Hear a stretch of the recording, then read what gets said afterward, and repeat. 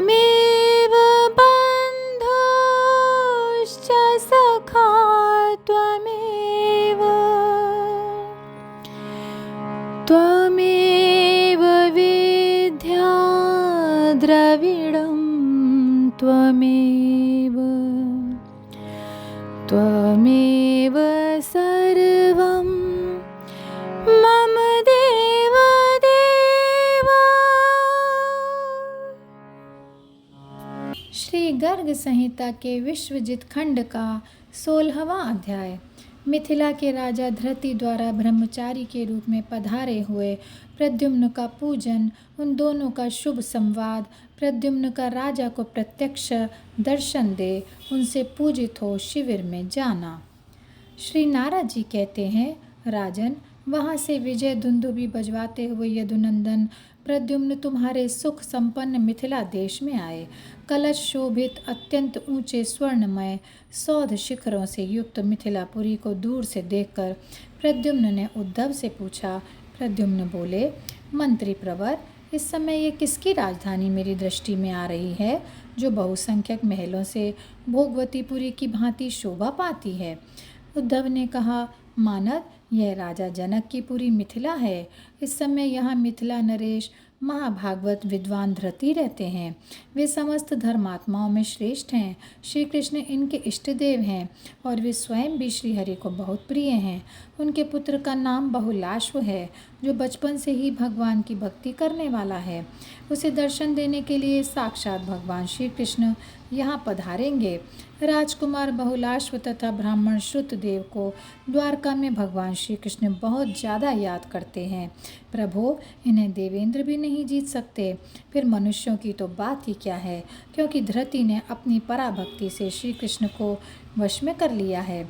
श्री नारद जी कहते हैं, राजन, यह सुनकर भगवान श्री कृष्ण कुमार प्रद्युम्न उद्धव जी को अपना शिष्य बनाकर उनके साथ राजा धृति का दर्शन करने के लिए आए। उद्धव सहित प्रद्युम्न ने राजा की भक्ति की परीक्षा करने के लिए मिथिलापुरी को देखा। वहाँ के सभी वीर कवच और शस्त्र धारण करके माला और तिलक से सुशोभित थे। वे सब के सब माला द्वारा श्री कृष्ण नाम का जप किया करते थे। मिथिला के लोगों ने द्वार द्वार पर श्री हरि के नाम लिख रखे थे और श्री कृष्ण के सुंदर सुंदर चित्र अंकित थे। मानद, वहाँ घरों की प्रत्येक दीवार पर गदा, पद्म, 10 अवतार के चित्र और शंख चक्र अंकित थे। घर घर के आंगन में तुलसी के मंदिर दिखाई देते थे। इस तरह मिथिला के महलों को देखते हुए उन्होंने वहाँ के लोगों पर भी दृष्टिपात किया, जो सब के सब माला तिलकधारी भगवत भक्त थे। उन्होंने केसर अथवा कुमकुम के 12-12 तिलक लगा रखे थे। वहाँ के ब्राह्मण गोपी चंदन की मुद्राओं से चर्चित शांत स्वरूप तथा ऊर्ध्व पुंड्रधारी थे। उनके अंगों पर हरि मंदिर के चित्र अंकित थे। ललाट में गदा की मुद्रा, सिर पर हरि नाम और दोनों भुजाओं में चक्र, शंख, पद्म, कूर्म और मत्स्य अंकित थे। कितने ही लोगों ने मस्तक पर धनुष और बाण के चित्र तथा हृदय में नंदक नामक खड्ग, मुसल और हल के चिन्ह धारण कर रखे थे। राजन, तदनंतर प्रद्युम्न ने देखा, वहाँ की गली गली में कुछ मनुष्य भागवत सुन रहे हैं। वैसे ही दूसरे लोग हरवंश और महाभारत नामक इतिहास श्रवण कर रहे हैं। कुछ लोग सनत कुमार संहिता, वशिष्ठ संहिता, याज्ञवल्क्य संहिता, पराशर संहिता, गर्ग संहिता, पौलस्त्य संहिता और धर्म संहिता आदि का पाठ कर रहे हैं।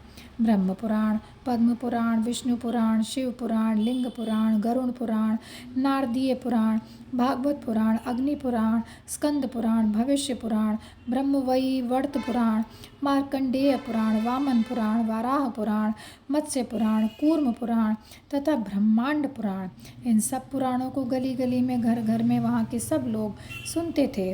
कुछ लोग श्री रामचरितामृत से पूर्ण वाल्मीकि के महाकाव्य रामायण का पाठ करते थे। कुछ लोग स्मृतियों के और कुछ ब्राह्मण वेदत्रयी के स्वाध्याय में लगे थे। कुछ लोग मंगलधाम वैष्णव यज्ञ का अनुष्ठान करते थे। कितने ही मनुष्य राधा कृष्ण कृष्ण कृष्ण आदि नामों का बारंबार कीर्तन कर रहे थे। कुछ लोग हरि कीर्तन में तत्पर रहकर नाचते और गाते थे। वहाँ के प्रत्येक मंदिर में मृदंग, ताल, झांझ और वीणा आदि मनोहर वाद्यों के साथ लोगों द्वारा किया जाने वाला हरि कीर्तन सुनाई पड़ रहा था। राजन, मिथिला के घर घर में वहाँ के निवासी प्रेम लक्षणा नवधा भक्ति करते थे। इस प्रकार नगरी का दर्शन करके भगवान प्रद्युम्न हरि ने राजद्वार पर पहुंचकर शीघ्र ही मिथिल नरेश का दर्शन किया। मैथिल नरेश की सभा में वेद व्यास, शुक मुनि, याज्ञवली, वशिष्ठ, गौतम, मैं और बृहस्पति बैठे थे। दूसरे भी धर्म के वक्ता तथा हरिनिष्ठ मुनि वहाँ मूर्तिमान वेद की भांति इधर उधर बैठे दिखाई देते थे।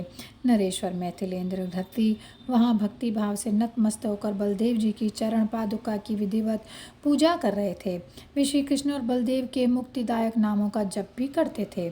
शिष्य सहित ब्रह्मचारी को आया देख राजा ने उठकर नमस्कार किया। उनकी पाद्म आदि उपचारों से विधिवत पूजा करके मैथिलेश्वर राजा धरती दोनों हाथ जोड़कर उनके आगे खड़े हो गए। जनक ने कहा, भगवान, आपके पदार्पण से आज मेरा जन्म सफल हो गया। मेरा राजभवन शुद्ध एवं परमोज्ज्वल हो गया। देवता, ऋषि और पितर सब संतुष्ट हो गए। भगवान, आप जैसे निभ्रांत और समदर्शी साधु भूतल पर दीन जनों का कल्याण करने के लिए ही विचरते हैं। ब्रह्मचारी बोले, राजसिंह, आप धन्य हैं। आपकी ये मिथिलापुरी धन्य है तथा विष्णु भक्ति से भरपूर आपकी सारी प्रजा भी धन्य है। जनक ने कहा, प्रभो, ना तो यह नगरी मेरी है, न प्रजा मेरी है, न गृह तथा धन धान्य मेरे हैं। स्त्री, पुत्र, पौत्र आदि मेरे पास जो भी कुछ है वह सब भगवान श्री कृष्ण का ही है।